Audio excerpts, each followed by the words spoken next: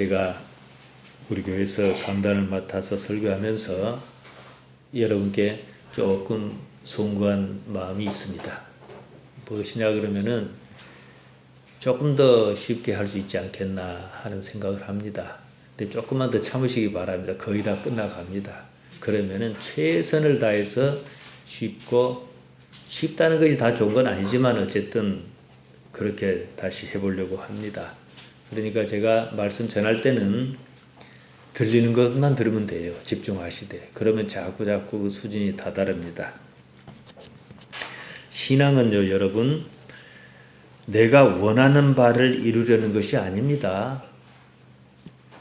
신앙의 대상, 하나님께서 원하시는 바, 그것을 이루려는 것입니다. 내 마음에 안 들어도 할 수 없어요. 교회를 찾습니다. 왜 찾았습니까? 내가 원하는 대로 이루어지지 않기 때문에 사실 교회를 찾은 거예요. 진즉 자기가 원하는 대로 이루어졌을 것 같으면 교회가 필요 없습니다. 교회 찾지 않습니다. 찾을 때는 그래요. 교회를 찾은 이상 결국에는 하나님께서 원하신 바를 이루는 쪽으로 갈 수밖에 없어야 하고 그 자리에 가 있어야 맞습니다. 그리고 나서 하나님께서 원하시는 바가 옳았구나. 이 사실을 발견하는 거예요. 알고 보니까 신앙적으로 높은 경지에 성숙하고 보니까 하나님께서 원하시는 바가 내가 원하는 것이었다는 사실을 압니다. 제가 처음부터 목사하려고 하지 않았어요. 죽는 줄 알았어요. 그런데 지금은 천직이라 생각합니다. 그러니까 그때 잘못 생각한 거지요. 사람은 자기가 무엇인지 모릅니다. 자기가 무엇인지 모르다 보니까 자기가 원하는 바가 무엇인지 사실 모릅니다. 그냥 감각적으로만 생각할 뿐이에요. 하나님을 알 때, 그때 비로소 삶의 진실이 보입니다. 인생은 하나님을 알아가는 과정입니다. 인생의 목표가 뭔지 아십니까, 여러분? 하나님을 알아가는 거예요. 자기 생각을 버리고 하나님의 생각을 추구하는 그것이 우리 기독신앙입니다. 결국에는 자기 생각은 사망의 생각이고 하나님의 생각은 생명의 생각이라는 사실을 깨닫습니다. 그러려고 교회를 찾고 예수님의 말씀에 귀 기울이고 그럽니다. 신앙이란 내 생각이 사라지고 하나님 생각이 진실로 아멘합니다. 그 경지까지 끊임없이 성장해야 해요. 사도 바울은 이렇게 말했습니다. 빌립보서 3장 12절입니다. 내가 이미 얻었다 함도 아니요 온전히 이루었다 함도 아니라 오직 내가 그리스도 예수께 잡힌 바 된 그것을 잡으려고 쫓아가노라. 끝없는 성장을 추구하겠다. 예수님께 붙들려서 이 말이지요. 그러다가 몸이 죽는 날에 이르면 자신의 신앙이 최고 경지에 이르러 있어야 합니다. 보통은 이렇게 하다가 꺾인다는 문제, 이건 아주 심각한 문제입니다. 제가 좀 이따 말씀드리겠습니다만은요. 몸의 일에서 신앙 시작합니다. 처음에 몸의 요구죠. 이거 이루어 주옵소서, 저거 이루어 주옵소서. 몸의 일에서 시작하지 않습니까? 근데 이것이 영의 일로 성장하면서 한시적인 일에서 시작한, 몸의 일은 한시적이란 말이에요. 이 한시적인 일에서 시작한 신앙이 제한이 없는 무한시적인 영혼의 일로 나아가는 겁니다. 대다수 신앙인은 여기에 대해서 관심이 없어요. 모릅니다. 그저 죽으면 의미가 없을 일을 가지고 그저 몸의 이익에 따라 살려고만 합니다. 그 때문에 대부분은 나이가 들수록 신앙이 성장하는 게 아니라 퇴색해버려요. 신앙 기술자로 전락합니다. 여러분, 나이가 들면 어쩝니까? 육신이 쇠해지지요. 나이가 드는 만큼, 육신이 쇠해지는 만큼 신앙은 성장하고 영의 일로 모습을 바꿔야 해요. 변태해야 해요. 대개는 그러지 않는다는 거예요. 육신이 늙듯 영혼을 추구한 것도 늙어버릴 수가 있어요. 이것을 경계해야 합니다. 육신과 함께 그냥 골아버려요. 그 음식이 그러지 않습니까? 곶감이든 뭐든 이게 숙성을 해야 하는데 골아버린 수가 있지 않습니까? 그 짝이에요. 교회 시끄러운 문제가 무엇 때문입니까? 고른 신앙 때문에 그래요. 성숙한 신앙이 아니고요. 젊은 날 기적과 은혜를 체험한 것이 작지 않음에도 나이가 들면 그때 체험이 무색합니다. 어째서 그럴까요? 그런 것은 뭐 비난한다고 고쳐질 성질은 아닙니다. 근본적으로 믿음이 무엇인가 이 문제를 생각해야 합니다. 저는 오늘부터 2번에 걸쳐 믿음이 어떻게 발전하는지 믿음의 마지막 단계가 무엇인지 말씀드리려고 합니다. 나이가 들면 든 만큼 몸이 쇠하면 쇠한 만큼 믿음은 성숙해야 합니다. 그 눈으로 영혼의 세계를 가늠할 수 있어야 합니다. 그러지 못하고 골아버리는 거지요. 어째요? 여전히 자기 생각에 매여 삽니다. 자기 생각을 가지고 그것을 신앙이라고 또 생각한다는 것이지요. 우리가 교회에 나온 일은 단순합니다. 어떻게 하면 내 생각을 버리고 하나님 생각을 좇을까? 내 생각을 버렸더니 하나님 생각이 튀어나오고 하나님 생각이 옳구나. 내가 원래 바라던 것이 그것이었구나. 이걸 찾고자 하는 거지요. 자기 생각에 매이면 신앙생활 자체가 부담스러워져요. 싫어집니다. 여러분 중에는 없으니까 말씀드릴 수가 있는 것인데요. 밭에는 나가도 교회 나가는 건 힘들어요. 힘들다 그래요. 밭일이 힘듭니까? 이 난방기 밑에 가만히 앉아있는 게 힘듭니까? 그러니까 이익이 없다 이 말이에요. 그냥 싫어요. 그 이익은 몸의 이익이에요. 그러니까 영혼의 이익이란 사실을 몰라서 그래요. 이게 방법이 없어요. 어느 정도 젊었을 때 해와야지. 이미 나이가 많이 들어버린 사람들은 거의 방법이 없어요. 왜냐? 자기 생각을 옳다고 믿기 때문이죠. 버스 타고 병원에 가는 게 쉽습니까? 교회에 오는 게 쉽습니까? 버스 타고 병원에는 가요. 교회 나오면 힘들어서 못 온다 그래요. 이건 제 능력이 없어요. 방법이 없어요. 그러니까 여러분은 이것을 민감하게 생각하셔야 한다는 거예요.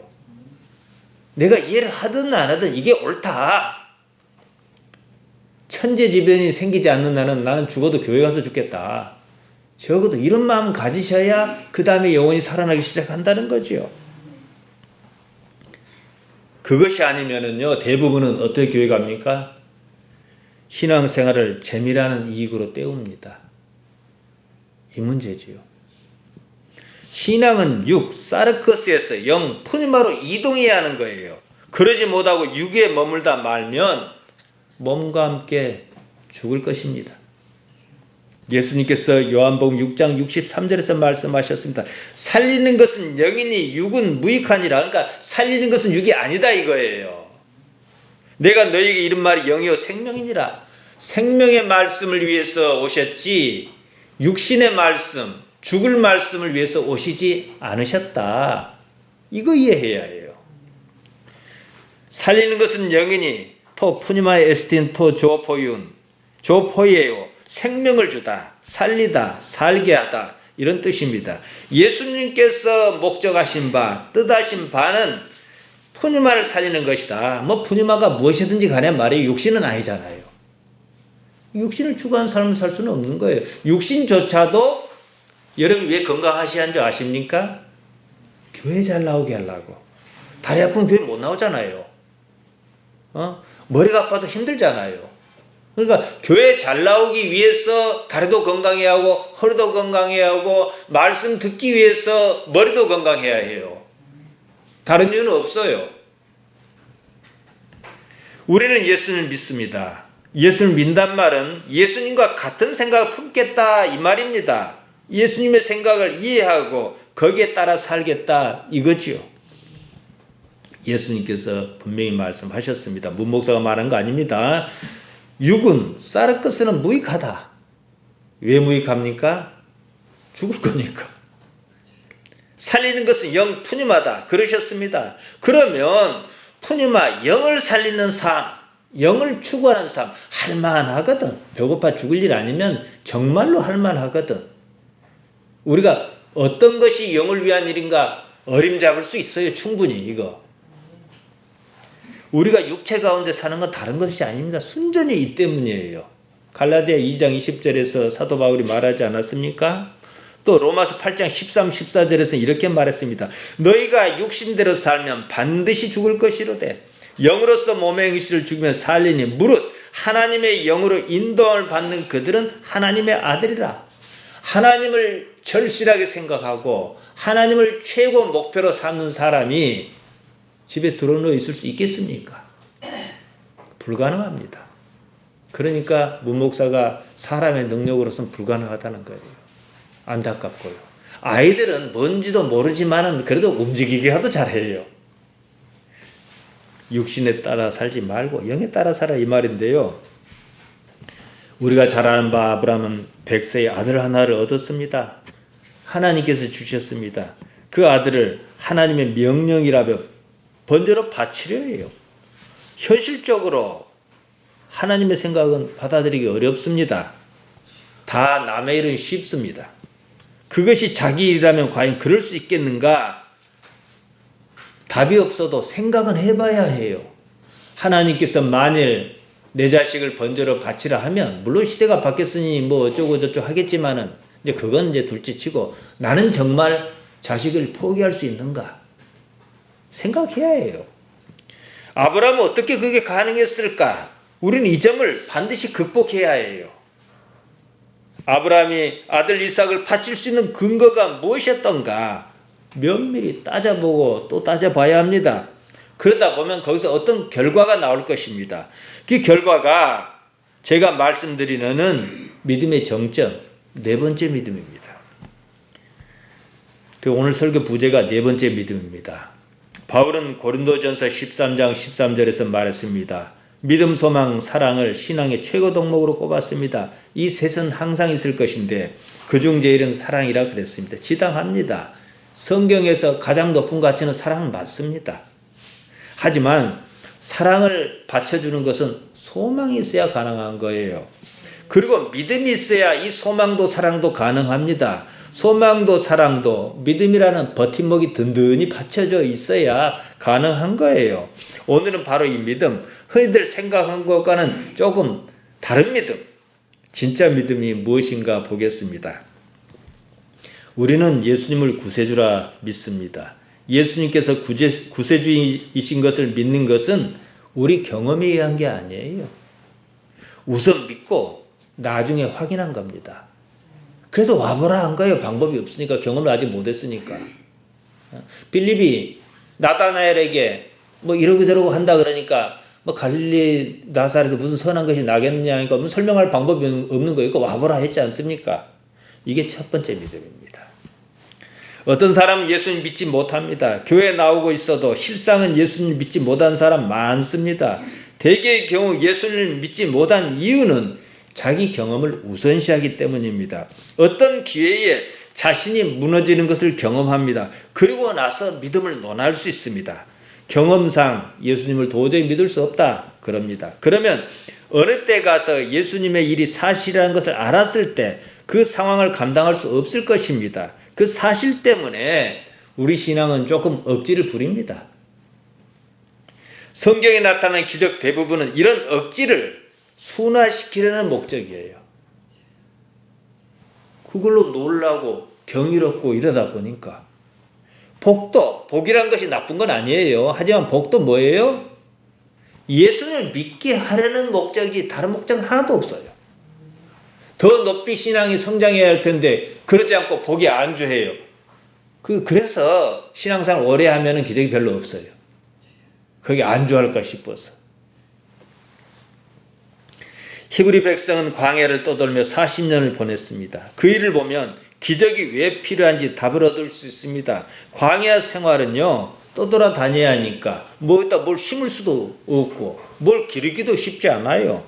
기적 없이는 살 수 없었습니다. 거기서 그들은 하나님을 배워야 했습니다. 광야는 믿음을 연습하는 곳이었습니다. 마찬가지로 우리 인생 역시 광야예요. 믿음을 연습하는 데입니다. 믿을 만한 근거를 아직 확보하지 않은 상태에서는 의심이 따라 붙습니다.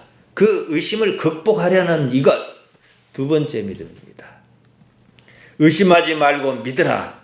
예수님께서는 이렇게 말씀하셨지 않습니까? 요한복음 20장 27절에 보면 다시 살아나신 예수님을 도마는 도저히 눈으로 보고도 믿기가 어려웠을 것입니다. 도마에게 말씀하십니다. 내 손가락을 이리 내밀어 내 손을 보고 내 손을 내밀어 내 옆구리에 넣어보라. 그리하고 믿음 없는 자가 되지 말고 믿는 자가 되라. 그러시지 않았습니까? 그러니까 의심을 삭제하는 이것이 두 번째 믿음이에요. 도마는 자기 내면의 의심을 극복해야 했습니다.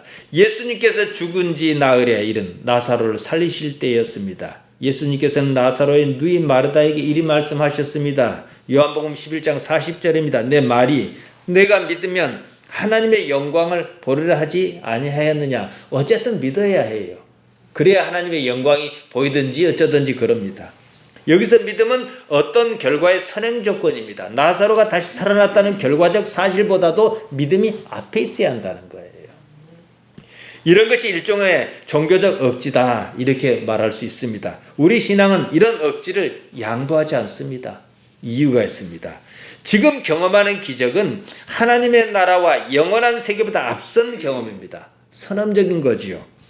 오늘은 기적을 설명하라는 것 아닙니다만 신앙에서 기적은 어떤 의미인가에 대한 답입니다. 한 가지 더 말씀드리면요. 사도행전 7장에 보면 스데반이 돌에 맞아 죽지 않습니까? 스데반은 돌에 맞을 아무런 잘못도 하지 않았습니다. 그에게는 죽지 않는 기적이 나타나지 않았습니다. 왜일까요? 아니 하나님을 향한 열심이 있었고 그 열심을 전했어요. 그러면은 오히려 더 안 죽는 기적이 있어야 하잖아요. 그냥 죽었어요. 쉽게 생각하면 아무런 잘못이 없는 오히려 잘한 그런 사람에게 그런 경우에 기적이 나타나야 하지요. 그때 죽지 않는 기적이 나타나지 않는 이유가 무엇이냐? 이거 여러분 생각해 보셨습니까? 스데반이라는 사람에게는요. 더 이상 기적이 필요하지 않았다 이겁니다. 긴 세월을 놓고 보세요. 사나 죽으나 매일반입니다. 어떻게 하나님을 알고 있느냐 이게 더 중요한 거죠. 영원한 세계에서는요. 기적이 필요하지 않습니다. 그 세계는 그냥 온전한 믿음의 정점에 다다라 있는 그런 세계라는 거죠. 그 때문에 그 세계에서는 기적이 있을 자리가 없습니다. 스데반은 이미 영원한 세계에 있었습니다. 그에게는 죽음의 의미가 없었습니다. 누가가 말하려는 의도가 이겁니다. 이 사건을 나사로와 비교해 보면 보다 분명해집니다. 나사로는 죽었지만 다시 살아났어요. 스데반은 돌에 맞아 그냥 죽었습니다. 스데반에게는 나사로와 같은 기적이 없었습니다. 쉽게 생각하면 나사로가 살아난 일보다 스데반이 살아나는 일이 더 중요하지 않을까요? 그런데 스데반에게는 아무런 일도 일어나지 않았습니다. 복음서는 기적의 목적을 분명히 하고 있습니다. 믿게 하려는 거예요. 나사로의 일로 많은 유대인이 믿었습니다. 그 이상의 의미는 없어요. 왜냐? 나사로 얼마 살다 도로 죽었잖아요. 우선은 믿고 확인은 나중에 이것입니다. 이 때문에 또 문제가 발생해요. 자기 필요에 따라 믿음을 남용하는 사람이 많습니다. 강단에서 그래요. 믿습니까? 막 믿음을 쥐어짜려 그래요. 물론 긍정적인 효과가 있습니다. 신앙은 믿음이란 말에 민감할 수밖에 없습니다. 그런 처지다 보니 결국 믿는다고 말할 수밖에 없어요. 뭐 체면이라도 믿어야 할 상황이란 말이죠. 잠깐 사이에 믿지 말아야 할 일조차도 믿는 게 문제라는 거예요. 이게 문제입니다. 예를 들자면 무리해서 건축헌금을 했습니다. 이제 하나님께서 헌금한 것을 10배는 더 갚아주실 것이라고 믿습니다. 하나님께 물어보도 않고요. 주시면 다행이고 안 주시면 어쩌려고. 왜냐고 물으면 하나님의 집을 짓는데 애썼기 때문이라 그럽니다. 언제 하나님께서 하나님의 집이라 하신 적이 있습니까? 오늘날 하나님의 집이 무엇인지 압니까? 무엇을 하나님의 집이라는 줄 아십니까? 예수 그리스도를 구주로 믿는 자기 자신입니다. 여기에 오류가 있지요. 어째서 무엇 때문에 건축헌금을 하기로 마음 먹었느냐는 거예요. 물론 하나님을 사랑한 나머지 표현 방식이 그랬다. 그건 박수칠 일이고 칭찬할 일이겠죠. 예배당 건축을 계획한 주체의 동기도 살펴야 합니다. 순수한 의도만은 있지 않다는 거예요. 그런 거 다 무시합니다. 예배당은 하나님의 집이다. 성전 건축은 하나님의 뜻이다. 이거 복음 아닙니다. 너희가 하나님의 거룩한 성전인 줄 아느냐고 그랬습니다. 오늘날 말이에요. 그러다 보니까 이제 남은 건 믿음뿐이다 이 말이지요. 예배당이 그냥 성전으로 변했습니다. 목적이 있어요. 그러는 이유가 있어요. 솔로몬의 성중 건축과 동일시하려는 의도 때문입니다. 우리 기독신앙은요, 유대교가 아닙니다, 여러분. 지금은 구약시대도 아닙니다. 예수님께서 부활 승천하셨고 성령이 함께하는 시대다 이 말이에요. 예배당은 성전이 아닙니다. 무엇보다도 하나님께서 예배당 건축을 명령하셨다는 근거가 없다는 거예요. 교회 실력자의 의도지요. 예배당은 성전이다. 성전 건축은 하나님의 뜻이다. 이런 어설픈 논리지요. 하나님께서 그 일로 이익을 보시면 그건 참 옳고 지당하지만 그러지 않는다면 이거 문제가 아니겠느냐 생각해야죠. 결국 믿음 장사입니다. 마음의 지혜와 순수한 의도가 없으면 믿음과 탐심을 혼동할 수밖에 없습니다. 보통 사람들이 생각하는 믿음은요, 탐심이에요. 탐심이 뭡니까? 우상숭배지요. 믿고 싶은 것만 믿으니까. 노예에 참석할 때마다 항상 느끼는 것이 있습니다. 은퇴할 때 가까운 목사에게서 신앙이 오히려 퇴색한 느낌이 듭니다. 신앙적인 주변 여건은 잘 갖추고 있습니다. 그런데 순수하다는 느낌은 들지 않아요. 나이가 들수록 순수해야 해요. 어린아이가 나이가 들수록 같아져야 해요. 신앙이란 그런 것인데 신앙이란 무엇인가 헷갈려요. 더 배웠고 더 알고 있으니 더 순수해야 하지 않을까 싶은데 그것이 아니었으면 저는 젊은 날 전도사로 14년 7개월을 목회하면서 빨리 나이가 들었으면 좋겠다. 그래서 60 정도 먹은 목사님이 그 속 내면색이 어떤가 궁금했어요. 지금은 알고 나니까 참 편합니다. 별것 없어요. 세월과 상관없어요. 지금 내가 하나님을 어떻게 생각하고 있냐 이게 중요한 거예요. 그냥 찌든 기술만 쌓여가지고 탐심만 쌓여가지고 복음이 말하는 예수님께서 말씀하신 그 가치는 추구할 생각이 없고 이건 신앙 아닙니다, 여러분. 다들 신앙 기술자로 늙어버렸습니다. 복음의 깊이를 향하여 정진하다가 나이가 든 어느 순간 이르러 찾고자 하는 것을 찾아야 해요. 그 기회를 놓치고 신앙 기술자로 전락하는 경우가 많지요. 신앙적으로 마땅히 추구해야 할 것은 사라지고 교회 일만 남습니다. 그 일을 신앙이라 착각한다는 거예요. 목회도 신앙은 아닙니다. 일이에요, 그냥. 하나님을 생각해야 신앙인 거예요. 선교도 신앙 아니에요. 그냥 일이에요. 신앙은 하나님을 믿고 받드는 것입니다. 때문에 우리 신앙에서 믿음은 아주 중요하고 특별한 의미가 있습니다. 믿음이 있으면 어떠한 상황에서도 살 수 있다는 뜻이기 때문입니다. 우리가 하나님을 신앙한 이유가 여기에 있어요. 믿음의 시발점이 억지스럽더라도 하나님에 의해야 합니다.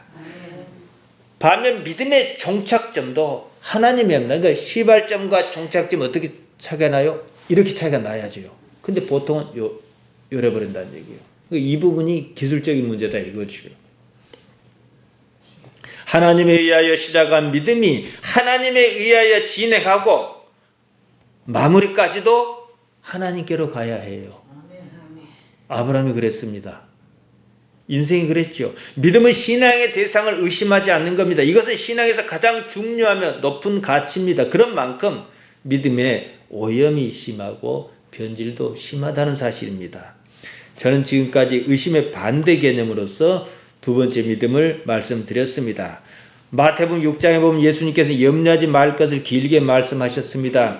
들에 핀 백합 하나 공중에 나는 새는 염려하지 않는다 그러셨습니다. 마태복음 6장 26절입니다. 공중의 새를 보라. 심지도 않고 거두지도 않고 창고에 모아들이지도 아니하되 너희 천부께서 기르시나니 너희는 이것들보다 귀하지 아니하냐. 하나님께서 기르신다. 이게 핵심이에요. 염려 이전에 있어야 할 것이 있습니다. 하나님께 자신을 맡기는 거예요. 하나님께 천지를 창조하셨습니다. 우주의 모든 것에 대하여 섭리하십니다. 그리고 오늘 우리를 부르셨습니다. 여기까지는 아멘 안 할 사람 하나도 없어요. 바로 그 하나님 아버지께 자신을 드리는 그것, 이게 맡기는 거죠. 이제 여기서부터는 이제 문제가 좀 삐끗하기 시작해요. 아버지께 맡기지 못하니까 마음에 염려가 끊이지 않습니다. 우리는 들에 핀 꽃보다 공중에 나는 새보다 분명히 더 귀할 것입니다. 믿음은 맡기는 것으로서 근심이나 염려의 반대 개념입니다. 우리를 택하신 하나님 신뢰하느냐 이것입니다. 그렇기 때문에 내가 지금 하는 행위가 하나님의 원하신 바에 거스르냐 거스르지 않냐 그럼 대부분은 판단이 가능해요. 이것만 중요해요. 저는 염려할 때마다 지금 하고 있는 일에 주의를 기울입니다. 그것으로 염려를 극복합니다. 저는 이곳에 짐을 풀고 이곳을 알았습니다. 섬에 들어올 때 아내에게 3년만 살다 나가자 그랬습니다. 이 자리에서 26년 넘게 목회하고 이제 은퇴할 일이 앞에 놓여 있습니다. 이것은 제가 원한 일이 아닙니다. 그러면 누가 원한 일이에요? 하나님께서 원하시는 일이죠. 그러니까 오히려 저는 위로를 받는 거예요. 그러니까 일을 해야겠다. 제가 좋아가지고 여기서 농촌을 부흥시키고 뭘 하고 농촌을 변화시키고 이래서 와야겠다라고 했으면 그 일이 아무리 옳더라도 제가 원한 일이에요. 물론 그 일에 하나님께서 도와주실 수도 있어요. 그래서 저는 그 일을 어떻게 하고보다 더 중요한 게 뭐예요? 하나님의 의도입니다. 다는 몰라요, 저도. 그러나 분명한 사실은 월정교회에서 맡아서 한 영혼을 귀하게 여겨라. 이건 제가 알아요. 그러니까 서두에 말씀드린 대로 나이가 들었을 때 교회 나온 일이 얼마나 소중하다는 것을 설명할 능력이 문목사에게 없다는 것이 제가 안타깝다 이 말이에요. 그냥 속된 말로 엎어져 죽어도 예배당에 나와서 죽어야 해요. 그러면 하나님께서 예비하고 계획하신 일이지요. 생각이 거기 미치면 내가 원하지 않는 일을 하는 그 때문에 오히려 위로를 받는다는 사실입니다. 제가 원해서 이곳에 왔다면 어땠을까 싶습니다. 제가 원하여 하는 일이라면 그 일은 제가 책임져야 합니다. 제 생각과 달리 제가 원하지 않는 그 일을 하도록 하신 분이 이제는 책임져야 할 겁니다. 조건은 딱 하나예요. 그걸 감당하고 있느냐, 하려고 하고 있느냐, 이것만 제가 할 일이에요.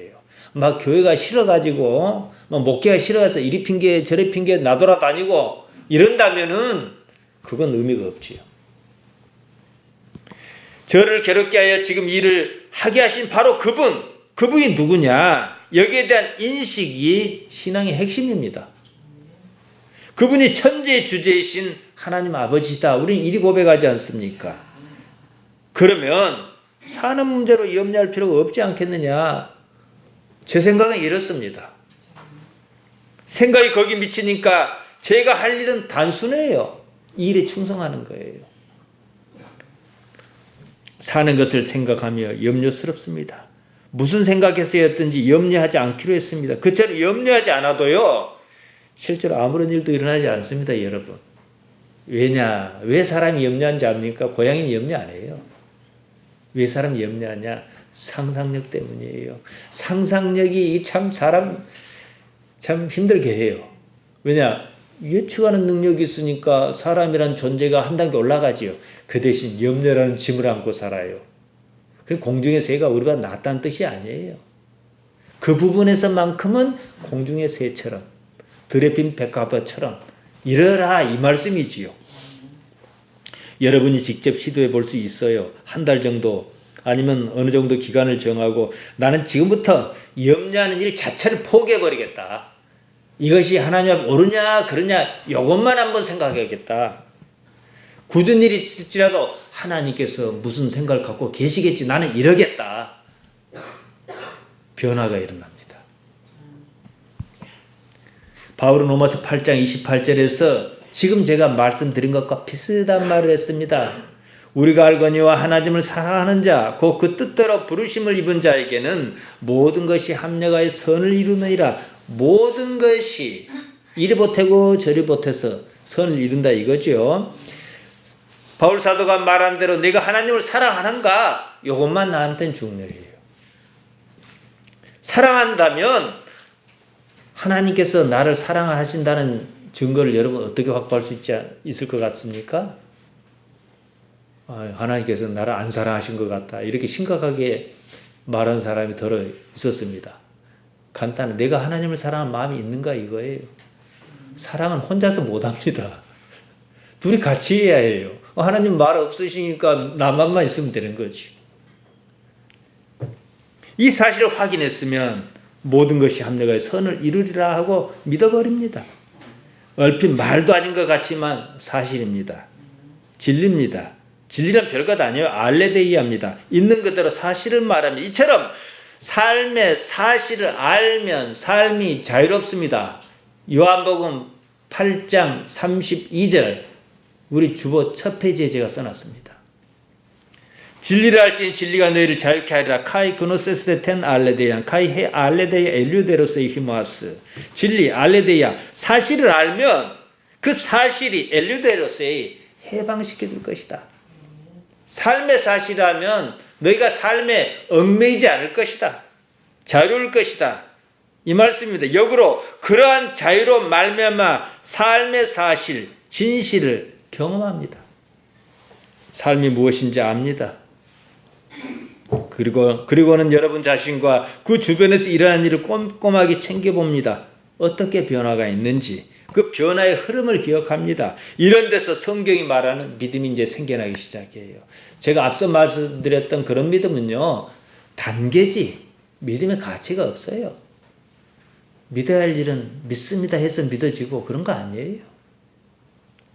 이때 믿음의 근거는 무엇입니까? 하나님이십니다. 하나님께 대하여 가지는 능력과 신뢰입니다. 신의. 이게 신앙이에요. 피스티오. 하나님이란 말 안에는 이런 의미가 다 들어있습니다. 예수님께서는 우리에게 하나님 아버지라고 소개하셨습니다. 이 점이 기독교가 여타의 종교와 확연하게 다른 점입니다. 하나님이란 말 안에는 전지전능하다는 의미가 다 들어있습니다. 전지전능하지 않을 것 같으면 하나님 아니지요. 믿는다는 말은 전지전능하기 때문이에요. 아버지란 말에는 신의가 들어있습니다. 그러면 다 끝난 문제입니다. 더 이상 문제 삼을 게 없습니다. 하나님이라고 하는 존재를 인정 못하겠다면 그거야 할 수 없는 일이죠. 그렇지 않다면 믿음은 뭐예요?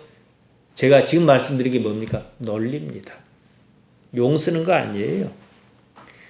참다운 논리라면 얼마든지 하나님의 존재성을 확신할 수 있습니다. 쉽습니다. 바울도 이것을 말했습니다. 고린도전서 1장 18절입니다. 십자가의 도가 멸망하는 자에게 미련한 것이요 구원을 얻는 우리에게는 하나님의 능력이라. 십자가의 도가 이렇게 시작합니다.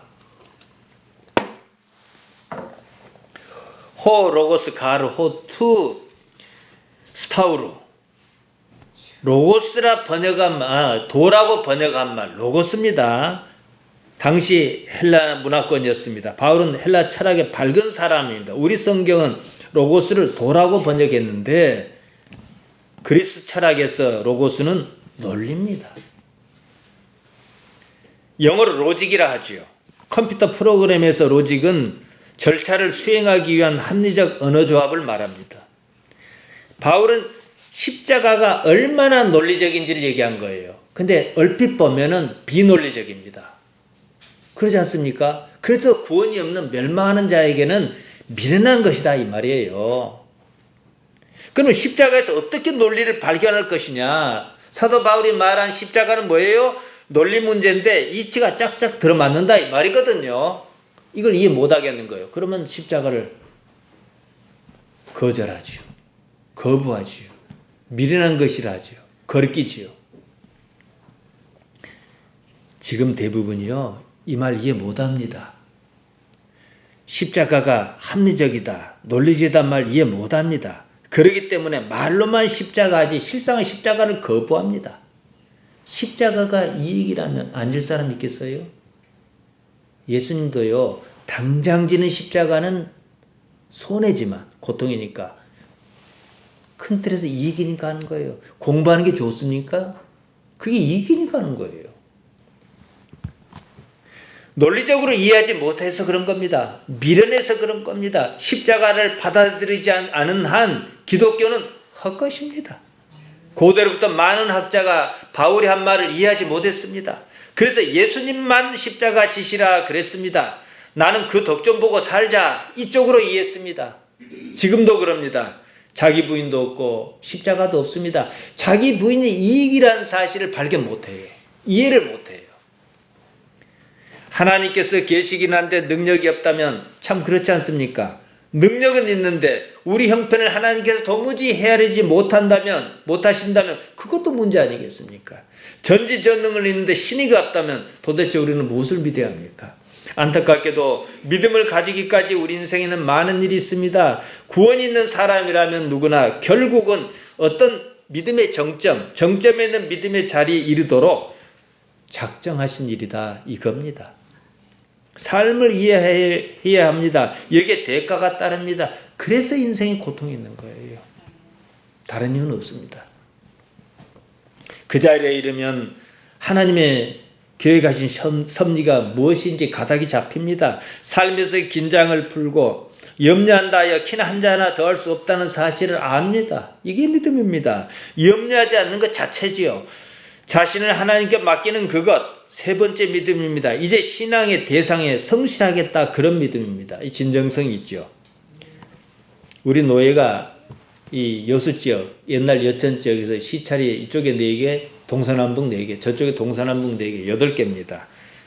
이렇게 나누기 전에는 이제 지방회라고 있었습니다. 시찰회가 있고 지방회가 있는데 지방회는 행정적인 서류 업무만 하고 이제 지방회가 다 했지요. 지금 이제 통합해서 그냥 시찰회라 그럽니다. 그때 당시에, 그 전에는 제가 여남 시찰이 아니고 여동 시찰이었는데요. 덕중교에서 지방회가 열렸습니다. 강단을 딱 보니까 오른쪽 벽면에 뭐라고 길게 쓰여 있었냐면은 하나님께 충성을. 좀 황당하고 의외다 싶은데 어쨌든 맞는 말이에요. 사사기 7장에 보면 기드온이 300용사를 이끌며 보여준 믿음이 이런 것이지요. 이때 믿음을 가진다는 것은 하나님께만 충성하겠다, 이 뜻입니다. 왜냐, 우상이 많으니까요. 십계명에서 언급한 우상 숭배에 대항하는 개념으로서 믿음입니다. 이 믿음은요, 자칫 삐끗하면 꼴통에 빠질 수가 있어요. 아집이나 오기를 믿음이라고 착각합니다. 보수단체라고 집회하는 걸 보세요. 이건 비난하거나 비하기 전에 뭔가 답답하잖아요. 자기 주장만 하잖아. 남의 얘기는 도무지 들으려 하지 않잖아요. 이건 믿음 아니에요. 성경이 말하는 믿음 아니죠. 자신도 모르게 신앙생활을 보신의 수단으로 삼습니다. 오늘날 우리 주변에 이런 모리에 때문에 발생하는 충돌이 적지 않습니다. 근본주의를 발생시킬 위험이 있다는 거죠. 종교가 분쟁의 한복판에 서는 것은 이 때문입니다. 이런 경우 대개 보수니, 무경화니 이런 색채를 띱니다. 우상 숭배를 배격하는 믿음은 가장 원시 사회에서 도드라지게 나타납니다. 물론 우상 숭배는 당연히 금해야죠. 지금은요, 보이는 것, 보이지 않는 것, 보이지 않는 우상 숭배가 더 중요해요. 그러면서도 해석의 여지가 많습니다. 오늘날 이것이 분쟁의 요소로 작용하고 있는 것은 그만큼 의식이 지금 세대를 따라잡지 못한다는 방증입니다. 지금까지 3가지 형태의 믿음을 말씀드렸습니다. 첫째가 우선 믿는 믿음. 먼저 믿고 나중에 이해하자. 그러니까 믿는 대로 행동해 보는 거죠. 두 번째가 의심하지 않는 믿음. 의심이 생기지 않는 믿음. 세 번째가 맡기는 믿음. 그럼 4번째가 남았습니다. 이게 이제 우리 목표예요. 3번째가는 거의 땅의 일이에요. 의식의 믿음입니다. 의식은 시대에 맞게 성장해야 합니다. 그러지 않으면 믿음이 믿음을 회방하는 경우가 생깁니다. 제가 지난 시간 서두에 뭐라 말씀드렸습니까? 믿음을 가장 회방하는, 믿음을 방해하는 가장 큰 요소가 무엇입니까? 이랬지요. 믿음이 믿음을 방해한다고 제가 말씀드렸습니다. 믿는다는 그것이 실제 믿음을 회방합니다. 현대사회는 바로 이 정점에 와 있습니다. 그처럼 발달한 사회에서 뜻하지 않은 종교 분쟁이 많은 건 뭐예요? 내가 믿는 것이 옳다는 거예요. 두 집단이 있어요. 내가 믿는 것이 옳다. 내가 믿는 것이 옳다. 그러니까 서로가 서로를 뭐라 합니까? 마귀라 그러죠. 이거예요, 지금. 땅열이죠. 의식혁명의 믿음을 저는 말씀드립니다. 이것이 네 번째 믿음인데요. 한마디로 하면 통찰적 믿음입니다. 깨달음으로서의 믿음이라 해도 뭐 좋습니다. 직관을 포함합니다. 이 점에 대해서 지금 기독교는 전혀 준비가 없다는 겁니다. 그 때문에 좌충우돌, 뭐 깨달음 막 기독교와 막 저 불교에 있는 것인 줄만 안단 말이에요. 그 조금 다르긴 합니다만은 기적과 같이 신비를 강조한 나머지 과학을 마치 신앙이 아닌 것처럼 영성이 모자란 것처럼 잘못 이해합니다. 우리 신앙이 오히려 얼마나 과학적이고 얼마나 논리적인가에 대해서 저는 수없이 말씀드렸습니다. 과학 위에, 과학을 빼고가 아니에요. 과학 위에. 오히려 과학이 우리 신앙을 설명해 준다는 거죠.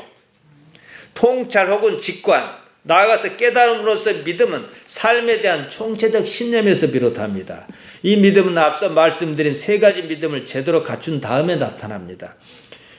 세 가지 믿음은 수동적인 믿음이라면 이건 능동적이며 적극적이며 한 단계 더 높은 차원의 믿음입니다. 믿음의 마지막 단계라 하겠습니다. 우리는 아브라함의 인생을 통해서 믿음이 어떻게 발전했는지, 그 경지가 무엇인지, 말로 설명할 수 없는 통찰적 믿음이 무엇인지 살필 수 있습니다. 아브라함이 자기 아들 이삭을 데리고 모리아 땅의 한 산으로 갑니다. 번제로 바치라는 하나님의 말씀 때문입니다. 창세기 22장 2절입니다. 여호와께서 가라사대 내 아들 내 사랑하는 독자 이삭을 데리고 모리아 땅으로 가서 내가 내게 지시하는 한 산 거기서 그를 번제로 드리라. 한마디로 내 아들을 네 손으로 죽여라 이 말이에요. 편견 없이 한번 보십시다. 하나님께서 어떻게 그런 말씀을 하실 수 있다는 말입니까? 쉽게 얻은 아들도 아닙니다. 100세 이르러 얻은 귀한 아들입니다. 두 번 다시 가질 수 없습니다. 아내 사례가 자식을 가질 수 없는 처지에서 정말로 하나님께서 허락하셔서 기적적으로 낳은 아들입니다. 그런 아들을 번제로 바치라니 앞뒤가 맞지 않습니다. 이치가 맞지 않습니까? 맞지 않습니다. 번제가 뭡니까? 죽여 태워 드리는 제사입니다. 그런데 아브라함은 아무런 말이 없고 그대로 해요. 무엇이 그렇게 하게 했는가? 뭔 믿음일 거 아니겠습니까? 이 믿음은 앞서 말한 세 가지 경우에 해당하지 않습니다. 그럼에도 하나님의 의지가 그렇다. 나는 이해할 수 없어도 그러시는 하나님은 오르시다. 이게 성경이 말하고자 하는 바입니다. 의식의 어떤 혁명 없이는 이해가 불가능합니다. 아브라함은 하나님의 말씀을 듣습니다. 다음날 아침 일찍 일어나 나귀의 안장을 지우고 사원과 함께 번제에 쓸 나무를 쪼개가지고 길을 떠납니다. 마치 어떤 절차대로 하는 것처럼 당연한 수순을 밟는 것처럼 말이지요. 아들 이삭을 데리고 사흘길을 걸어 모리아 땅의 한 산으로 갑니다. 성경은 그걸 믿음이다. 히브리서 11장 1이 말합니다. 우리는 우리가 그 믿음을 정말로 이해하고 있느냐? 이거 생각해야 해요. 왜냐? 나한테 그런 명령이 떨어졌다면 나도 그처럼 포기할 수 있느냐 이 문제거든요. 못하면 믿음 없는 거예요. 그러면 나는 못해요. 그럼 아브라함은 어떻게 그게 가능했지? 생각해야 하는 거죠. 성경이 이 장면을 아주 담백하게 묘사합니다. 설명이나 해석이 없습니다. 사실 설명이 불가능해요. 그 때문이었던지 무택도고 믿음이라고 우기는 것처럼 보입니다. 아브라함의 태도는 오늘날 우리 시점에서 우리 언어로 해석할 수 있어야 합니다. 어째서 아브라함은 그 일에 아무런 대꾸도 하지 않았느냐? 오히려 자연스러워 보일 정도로 진행할 수 있었느냐? 따져야 합니다. 그리고 반드시 이해하도록 해야 해요. 야고보는 행함이 없는 믿음은 죽은 것이라고 야고보 2장 26절에서 말했습니다. 믿음은 관념적인 일이 아니라 실제적인 것이다. 이거죠. 상상의 믿음은 쉽습니다. 현실의 믿음은 그렇지 않습니다. 믿음의 정점은요, 실제적인 것입니다. 누가 믿음 좋은 사람입니까? 이것저것 다 떠났어요. 하나님께서 이 현실에 살아 계신다고 믿는 사람 아니겠습니까? 그처럼 현실적이어야 한다는 거예요. 대개는 이 부분을 넘지 못합니다. 때문에 나이가 들면은 원수간 믿음에 이르지 못하고 오히려 기술자로 전락하고 마는 거예요. 말만 신앙적인 용어, 아무런 생각도 없이 하나님의 은혜라 그러고 아무런 뭣도 없이 하나님께 도우셨다 그러고 그냥 추임새예요. 그래놓고도 신앙적으로 다 안다 생각한다는 거지요. 그러면서도 행하는 것이 하나도 없습니다. 네 번째 믿음에 이르지 못하고 골아버린 사람 참 많습니다. 젊은 날에는 그러지 않았어요. 좀 거칠긴 해도 그러지 않았거든요. 아브라함의 번제 사건은 얼핏 합리적이지 않습니다. 이치에 맞지 않아 보입니다. 말씀드렸듯이 십자가 그 자체가 논리입니다. 합리적인 사건이다 이겁니다. 십자가에서 합리성을 찾지 못한 사람은 지금 아브라함의 행동을 이해할 방법이 없습니다. 동일한 명령이 지금 내게 떨어졌다면 나는 그것을 행할 수 있는가 생각해야 해요. 행할 수 없다면 무엇 때문인가 또 생각해야 합니다. 그렇다면 하나님의 명령을 수행할 수 있는 사람은 아브라함 뿐이겠느냐 역시 생각해야 합니다. 하나님께서는 할 만하니 그런 말씀 하셨을 것입니다. 갈대 땅 우르를 떠났을 때 그런 요구하시지 않았습니다. 아브라함의 인생이 무엇이었느냐, 그에게 삶의 근거가 무엇이었느냐, 이것으로 이해해야 하는 거죠. 오늘은 여기서 정리를 하겠습니다. 여러분에게 하나님은 무엇입니까? 어떤 의미입니까? 하나님을 절실하게 여기며 살고 있습니까? 하나님을 최고 가치로 생각합니까? 지식의 문제가 아니에요. 마음이 끌리고 마음을 어디다 두냐 이 문제지요. 하나님을 내가 최고 가치로 여깁니다. 마음이 땡겨서 그랬건 그렇게 이해했건 말이에요. 그러면 하나님의 어떤 일을 하라 그러면은 싫어도 합니다. 근데 하나님이 어딘가 모르게 최고 가치는 아니에요. 그러면요 교회 다니는 것 자체가 싫어요. 어쩌지 다녀도요 옆에 사람 봐서 나가고 목사 눈치 보여서 나가고 헌금도 아까워가지고 이렇게 하다가 할까 말까 하고 이럴 수밖에 없는 거예요. 그럼 비난할 일이 아니에요 그거. 그러니까 저는 뭘 말씀드리랍니까? 하나님을 생각하시라는 거예요. 나의 이해를 초월해서 언제나 오르시다는 사실을 알아야 한다는 거지요. 여러분 숙제를 드리겠습니다. 일주일 동안 여러분에게 하나님 어떤 분이신지 깊이 생각하시기 바랍니다.